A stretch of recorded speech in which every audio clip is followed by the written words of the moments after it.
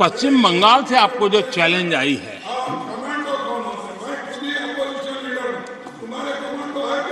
और पश्चिम बंगाल से challenge I है कि कांग्रेस 440 पार नहीं कर पाएगी, 40 पार नहीं कर पाएगी। मैं प्रार्थना करता हूं कि आप 40 बचा पाएं।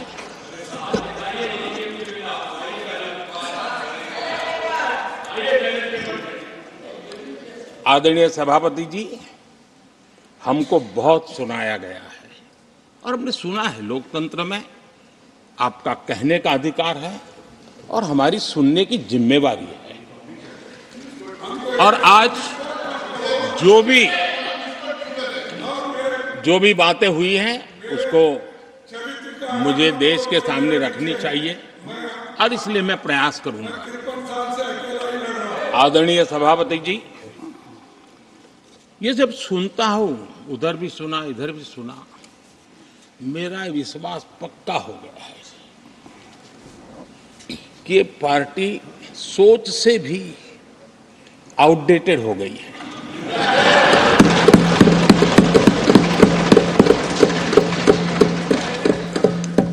और जब सोच आउटडेटेड हो गई है तो उन्होंने अपना कामकाज भी आउटसोर्स कर दिया है। देखते ही देखते इतना बड़ा दल, इतने दशकों पर तक देश पर राज करने वाला दल, ऐसा पतन, ऐसी गिरावट, हमें खुशी नहीं हो रही है। हमारी आपके प्रति संवेदनाएं हैं, लेकिन डॉक्टर क्या करेगा जी, पेशेंट खुद। आगे क्या बोलूं?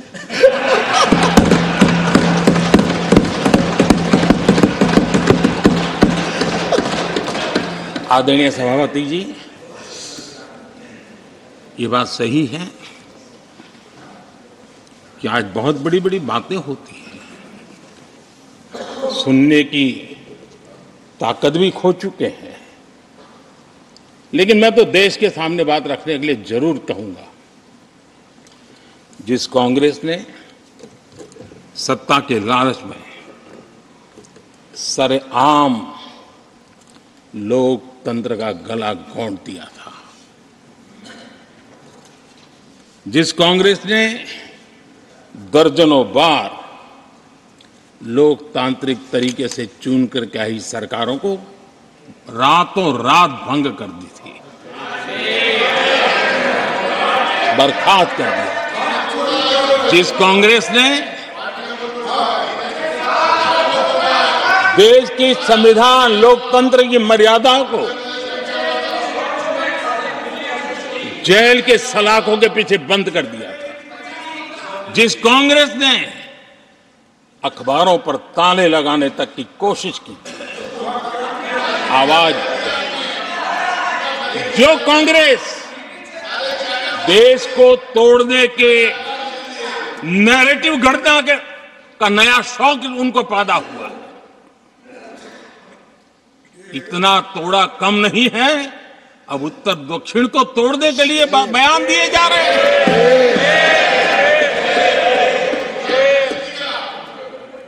और ये कांग्रेस हमें लोकतंत्र और फेडरलिज्म उस पर प्रवचन दे रही है। आदरणीय सभापति जी, जिस कांग्रेस ने और भाषा के नाम पर देश को बांटने में कोई कसर नहीं छोड़ी, जिस कांग्रेस ने आतंकवाद और अलगाववाद को अपने हित में पनपने दिया, जिस कांग्रेस ने नॉर्थ ईस्ट को हिंसा, अलगाव और पिछड़ेपन में धकेल दिया, जिस कांग्रेस के राज में नक्सलवाद के लिए देश के लिए एक बहुत बड़ी चुनौती बनाकर के छोड़ दिया, जिस कांग्रेस ने देश की बहुत बड़ी जमीन दुश्मनों के हवाले कर दी, जिस कांग्रेस ने देश की सेनाओं का आधुनिकीकरण होने से रोक दिया।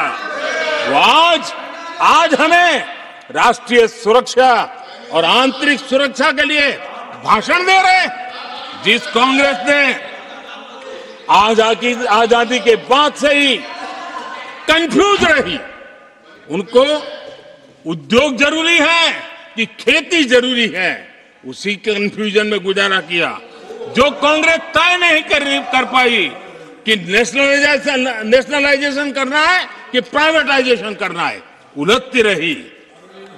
जो कांग्रेस 10 वर्ष में 12 नंबर से 11 नंबर पर आर्थिक व्यवस्था ले आ पाई, 10 साल में 12 से 11 नंबर। और आप 12 से 11 आने में बहुत मेहनत नहीं पड़ती है। जैसे जैसे आगे बढ़ते हैं तो मेहनत और बढ़ती है। हम 10 साल में 5 नंबर पे ले आए। और ये कांग्रेस हमें यहां आर्थिक नीतियों पर लंबे लंबे भाषण सुना रही है। आदरणीय सभापति जी, जिस कांग्रेस ने ओबीसी को पूरी तरह आरक्षण नहीं दिया, जिसने सामान्य वर्ग के गरीबों को कभी आरक्षण नहीं दिया, जिसने बाबा साहब के बजाय बाबा साहब को भारत रत्न देने योग्य नहीं माना, अपने ही परिवार को भारत रत्न देते रहे, जिस कांग्रेस ने देश की गली सड़कों चौक चौराहे पर अपने ही परिवार के नाम के पाठ जड़ दिए हैं, वो हमें उपदेश दे रहे हैं। वो हमें सामाजिक न्याय के पाठ पढ़ा रहे हैं। आदरणीय सभापति जी, जिस कांग्रेस के अपने नेता की कोई गारंटी नहीं है, अपनी नीति की कोई गारंटी नहीं है, वो मोदी की गारंटी पर सवाल उठा रहे हैं।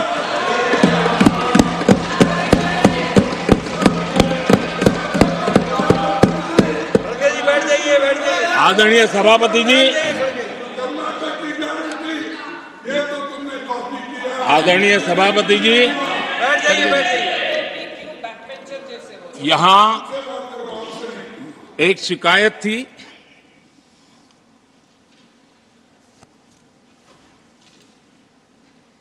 और उनको लगता है कि हम ऐसा क्यों कहते हैं, हम ऐसा क्यों देख रहे हैं। देश और दुनिया उनके 10 साल के कार्यकाल को ऐसे क्यों देखती थी? देश क्यों नाराज हो गया?